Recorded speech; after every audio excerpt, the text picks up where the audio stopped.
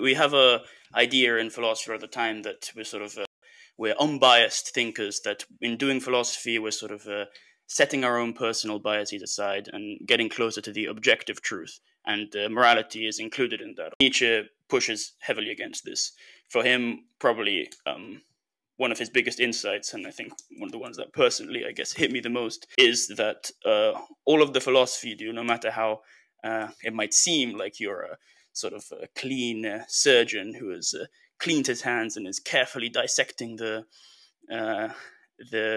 body, your hands are always going to be dirty. Whatever philosophy you have, and this is especially true in the domain of ethics, but Nietzsche extends this to any metaphysics and all of philosophy, it's ultimately a reflection of your own character.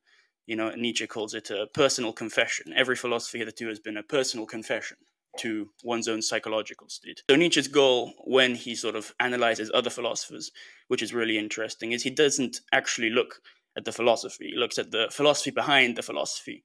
So he says, there's always a philosophy underwriting the philosophy you put out. And Nietzsche is very influential in this point because it's a precursor to psychoanalysis, basically, that your verbal reports, what you say you believe in, what you say you want, aren't really, truly what you actually want. There are the hidden desires that are always under work, hidden drives in Nietzsche's terminology. And that for me was a very personal revelation. It actually had to make me stop and think, why is it that I philosophize? What do I want from philosophy?